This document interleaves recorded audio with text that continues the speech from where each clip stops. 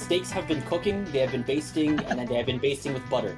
So let's go into the map's presence. We're starting on Rainmaker Undertow Spillway, then onto Crab Leg Clam Blitz. Me and my team love to play on this one recently, and of course, the darling of Splatoon 3's maps, Robo Ramen Zones. You know, I think some people may want to fight you on the darling of all Splatoon maps there in terms of zones, but I think I will fully agree with you there for ramen zones. We're not going to get a chance to talk about Undertow Rainmaker and how much of a staple this is. Both teams are geared up and ready to go to get things started here. As we take a look at both weapons, Forge Pro making its appearance here for Pandemonium. Cosby has the hands on that. Adept this time with the Glooga Doolies there. So we do get to see Booyah Bombs from both sides, though not conventional to say the least here, Frostix. Not conventional, indeed, and already Pumpkin is going down. Same thing with Shellnix, and Adept is just being the answer to all of that. Arbiter is just heralding the push, painting a orange brick road for Clownfish in their signature Clownfish orange, surprisingly. Pumpkin's going down as well, but here it comes. I think that's Cosme with the Crab Tank, not allowing Clownfish to get to that first checkpoint. Arbiter, unfortunately, going down right then and there. Shellnix going down to a set of missiles from, I think that is the Prozen. It took me too long to see the Prozen. Yeah, don't worry. We'll give you some time to recover and make sure of that one. I was actually more impressed, by the way, that that two members flying a little too close to the Rainmaker explosion and get severely punished by Pandemonium. All things considered, it doesn't hurt them too much. All it did was force the Rainmaker reset at the very end. Arbiter is still painting for some control right now. But Acer, by the way, with the Crab Tank, seeing if they can pressure them out a little bit further, building up the space for the rest of the team to follow suit. But both the two members losing the 1v1s though at the end, and Acer's the only one alive, and Acer's just gonna have to retreat. This is gonna give Clownfish some time to regain some ground and pick up this Rainmaker. They're looking for the first checkpoint pretty soon. They might be able to get it. They might be able to get it right now, Frostix.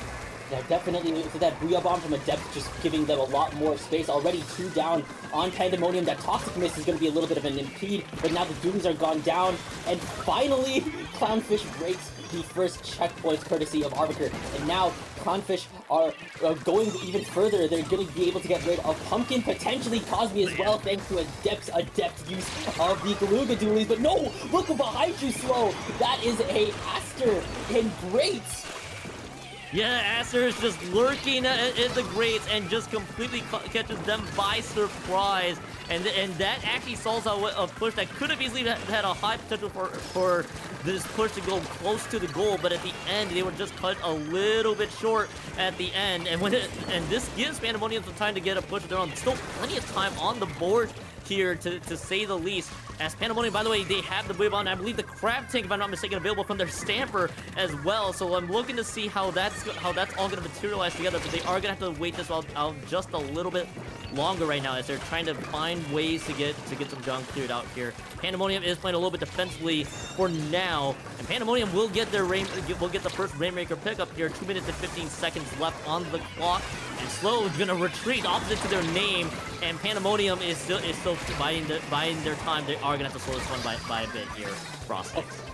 Yeah, they do have to probably play things a lot more capable, not capability, but a lot more calculated here. But speaking of Slow, I think they were the ones just raining down Heckfire and just drowning out Pandemonium in orange ink, not allowing them to even get through the steps towards the first checkpoint. And Adept, once again, leading this charge, taking this initiative here. Here come the missiles from the pros in here, and then here comes Azuka as well from Pandemonium here, potentially trying to get rid of Sunny. There's a Crab Tank being popped from Aster, who's getting rid of the Rainmaker. Slow is going to be able to get rid of Cosme. It is an all-out skirmish in mid. Pumpkin's trying to make the move, but they get shut down to Arbiter as well.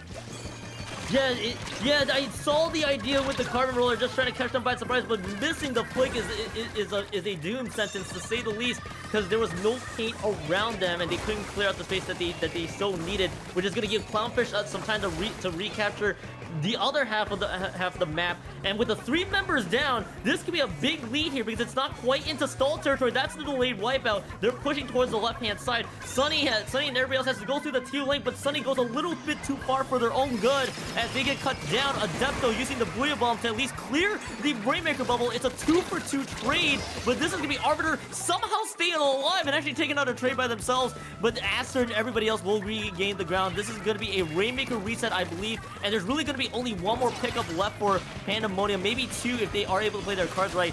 Clownfish might be looking to pick this one and hope for a good stall, but there's still plenty of time left for Pandemonium to get some major ground going. Less than 30 seconds left to go on the clock here. Frostix, critical end coming up.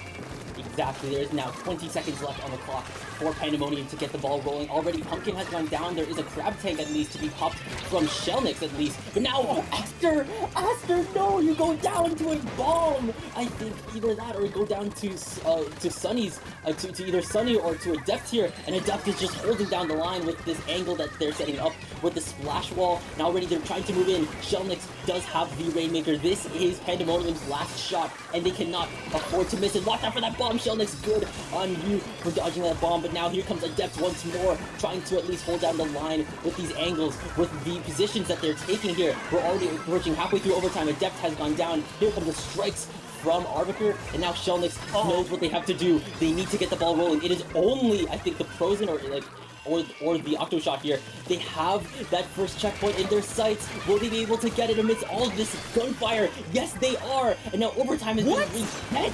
And now this is the moment for Pandemonium to get going here. Watch out for the bomb again. Yes, watch out for the Crab Tank. There it is. There's the lead. Pandemonium does it, and they get the lead in overtime. Unreal, to say the least. Clownfish, 51 points remaining, and Pandemonium swings it from mid all the way to where they needed to go. A discussion of amazing patience, and also what I thought was gonna be the beginning of the end for the game, but no, Pandemonium holds on. Now, what you saw from that pick there with the Rainmaker pickup, I believe that was an interaction with the Crab Tank, because I believe when you throw the bomb at the Crab Tank, it explodes right where the radius was, and that is how we saw the Rainmaker drop. I was thinking, all right, this could be a done deal, but I forgot who was on Rainmaker duty right there, Frostix, with the way that was all materializing. Smart on them to return back to make sure that the rest of the team moves forward. Now, in most cases, with the advantage that they got, you could rush forward and look for that first checkpoint and see where they go from there. But they played their cards right, wait for the patience, because if you swing that close to where that 51 point marker is, that was going to be huge at the very end. And Frostix, incredible patience with Pandemonium, and Clownfish will probably be stung a little bit with that first map loss. I mean, if you want the answer to who is on Rainmaker duty, give all your kudos to the amazing Shellnix on Pandemonium. They were able to keep everything under pressure, and even in the midst of just so much going on, bombs coming in left and right, a full-on Crab Tank on elevation, they press forward like Sisyphus rolling the boulder, and they roll it to the top, at least enough to get the lead. So that's Pandemonium getting that first map here. That's a lot more momentum on their end. So now it goes down to game 2. Clam Blitz, Crab Leg Capital. Third try. This wouldn't be the first time I would hear. I thought you were about to say Crab Leg Capital Cram Blitz there for a hot sec, which that would just be split words a minute and a half for those who are wondering.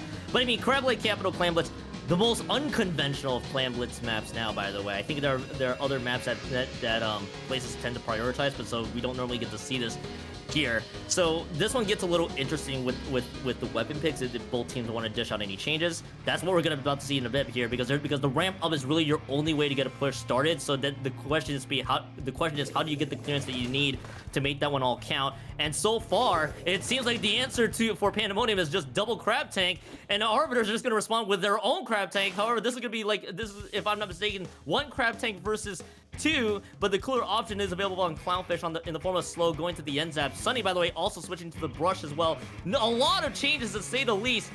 At the end of the day, there's going to be 3 Crab Tanks on the board for both teams here, Frostix. Yeah, we are going to, well, it's called Crab Leg Capital for a reason, I guess. Yep. Crabs found in Crab Leg, fork found in kitchen. Now we're already seeing Pandemonium trying to move in, heralded by Pumpkin, finally getting a lot of action on that carbon roller. Here comes a crab from Pandemonium here, firing off on the grates. And now a Booyah Bomb is also being charged from Pandemonium here. They have the Oh, there's too much words that start with C here. There's a barrier break for Pandemonium here. But will they have the follow-up? Yes, they push the lead to 74 here, but with Pumpkin barely making it out alive, I think that's the end of that push. You know what? At least you get the first points on the board with less than a minute left to go on the clock, but that is a free claim that Clownfish could take full advantage of, because ideally you want to get that push a little bit more just to avoid dealing with some nonsense with the free claim. I believe Arbiter's gotten Cosme's number counted there, as that is gonna be Cosme dropping just like that. And that's the second snipe, this time on the Shell Nix from Arbiter, and Arbiter's gonna try to see if they can follow it up with a third, but that is gonna be the space that Clownfish needs. And now Arbiter using the crafting for the long range redundancy is gonna at least clear the space that they need. The question is the follow up, and right now that is a lead change at the end, but can they get a little bit more pushing power? The answer is very much yes. They are losing 2. Sunny is still playing this one a little bit more aggro, actually picking up 2 clamps and is able to dodge through all the ink and all the fight back from Pandemonium. But this should be the end of this push imminently here, and that's a great response here from Frostic, and they do keep their own free clam back at base. It's safe to say ankles have been broken, all thanks to Sunny's switch to the brush here. And now 53 to 74 is a really good lead you can take, but Pandemonium has 2 power clams in their back pocket. Let's see what could happen. We also have a crab tank ready to go from the V-Dualies here. Cosme is going to be able to get rid of Slow. They have a Booyah Bomb ready to go. This can start opening up the road for Pandemonium. It's being sent deep into the backline, potentially getting rid of Arbiter, not just yet. The power clam does go down. It is still up ahead here. I think the crab tank trying to get some damage done. They are able to get rid of the zap here, and Shellnix is just able to salvage at least one of the power claims, but it just does not look like there's a lot of movement and a lot of barrier breaking going on right now, and Clownfish holding down the line very, very keenly. Yeah, the big thing for Pandemonium is the fact that they were able to keep a lot of control around Clownfish's base when they could, so they could have attempted a couple times to get a push going, but they weren't able to do so, with Clownfish able to respond very much in kind. And that's just kind of what we are seeing here at the end for Pandemonium. Is even though you did try to gain some time, you just couldn't get much out of it. And Clownfish, I think that's more credit to just how they're able to hold their ground, and Pandemonium just going a little too fast for their own good with that Booyah Bomb, trying to combo that with a push of their own in that regard. Cosme throws this Booyah Bomb. They were having to do with an adjusted elevation due to where they popped it close to the ledge, and they will be cut down here. And Pandemonium still with some control. They picked up the free claim back at base, trying to see if they can get a push started for themselves, because they are the team in the deficit. Sunny is just staying there with the ink that's on the board, and is finally going to be moving out of there. With a minute and 22 seconds left to go on the clock here, Frostix, this push needs to count for Pandemonium. Yeah, this needs to happen, and it needs to happen maybe a little bit faster, but no, 2 down, going down on Pandemonium. Shellnix does pick up the power clamp to salvage a potential push to come, but oh no, Sunny has unfortunately disconnected, and with 1 minute left on the match, that is potentially crucial for that is potentially brutal on Clownfish's end. It's only Arbiter left, and Cosme is just hunting them down, having their Heat Seek turned on, and that's a barrier break for Pandemonium, and a lead being taken by Pandemonium as well. This basket is still held open in full. It's at push to 25 now. Aster is jumping in with 2 more power clams to throw it in, and Cosme is just taking the fight to the backline. That's another wipeout. Oh man, that's brutal. Yeah, this is just a classic case of when you're dealing with a major deficit in the DC, the most you can just hope for is just for a lot more fight back at the very end, and just try to defend it with all your might. It was still they were in the driver's seat in terms of the points. I wouldn't say driver's seat, that may have been a bit generous, but the idea is they had the lead, to say the least, there for Confidence then. But when you're in a purple 1 down situation with the brush basically gone with your main skirmisher, it's just an uphill battle, and Confidence, I think, may have just Confidence is still trying to make something count right now. Actually, they are winning some of the fights here with the 2 members that have dropped, but now with losing 2 on the other side of the map, Arbiter's probably just gonna have to settle with just staying back at base, and realize, and we may have to just take this over to a game 3 with a set tie 1-1. And that's just a classic case of when you're just that perma 1 down, you just don't have enough firepower, and the lead changes. You gotta play perfectly. This just didn't what happened here. But Frostix, we're coming up to game 3, and this is now a deciding matter between which team goes 2-1 and the other team going 1-2. Yeah, so it is now a 2-0 set win for Pandemonium at the moment here, and they are still riding a lot more momentum on their end as we now go on to the salvage game. Game 3, Splatzone's Roboramen, and I think both of these teams have the means to play this very, very well. Yeah, I can definitely see there. Yeah, you were right on the money. I've gotten my teams mixed up there. Yes, it was the 2-0 set win over Pandemonium. For some reason, I thought it was the 1-1. 1-1. That is on me for misreading that one. But thank you for covering me for that one. But yeah, ramen zones coming up here. And I know for Clownfish, a bit of a bummer there with the disconnect. But now you just gotta get yourself reset and just try to play out this game 3 here in ramen zones. Try to see if you can at least make it to a 2-1 versus a 3-0 for Pandemonium. And for Pandemonium, you can just try to ride that momentum for the dub here in ramen zones. I think the way that both teams have approached the weapon so far, I wouldn't be shocked if we do get adjustments. The question will ultimately be is what kind of adjustments will we see from both teams? Because honestly, it could just be anything at this point with the weapons that we have seen so far. Yeah, it really just kind of... We already saw that Clownfish wanted to go for a little bit of a more drastic switch up. I think they still had Adept on the dualies, but also one more weapon because I knew Arbiter and Sunny switched to 2 completely different weapons from their game 1. So really, we'll just have to see what's in store for game 3. And for Pandemonium, that will be the improvement, by the way, to that 2-1 record here. And I know Clownfish would have ideally liked to have a chance for that 2-1, but they'll have to settle for the 1-2 here. And for both teams now looking for past map 3 is, all right, how do you ride that to possibly a bracket qualifier here? Because that 1-2 will be a little bit rough for Clownfish, especially with the opponents coming up here. But for Pandemonium, how do you prove yourselves right now? That's going to be the big thing, as you do get to see a wholesale of different weapons here from Clownfish. Pandemonium, the only team really to just stick with what they have. Arbiter's on the Nautilus, slows on that Rapid Blaster Pro, this time with the cooler. Adept has the glucose once more, and Sunny off the brush and onto the, I believe, the Octoshot as well. So that is just a whole set of different weapons here, to say the least, Frosted. Yeah, that's another big switch up on the side of Clownfish here, and I think we're seeing a lot of weapon trading this time because we saw Arbiter on the Octoshot in game 1. I think that's in the hands of Sunny now.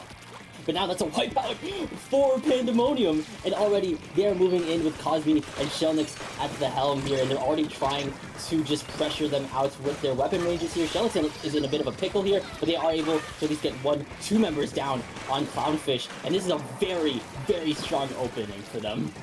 Big opening there, and for Clownfish, you just gotta get everybody cleared out of the board. Just get Shelnix out of there right now, just so you can regain some space and hope to build it with your specials, such as the Blue Bomb being used there, and Arbiter on that Nautilus. That's where I need to see them get that space cleared out and hope that they can contest, which should be rather soon here. I saw the triples H-Strikes being used, but they are losing ground quickly, but maybe for only a few seconds as 2 members have dropped. Shelnix is actually keeping the pain alive for their team. Unbelievably, there's no contest so far. Clownfish is pretty much playing defensively. They're the 3rd H-Strike lands, and this could be the 100-0 for Pandemonium, which it very much is, and Pandemonium goes home 3-0 with a clean map 3, to say the least. Wow. What a match!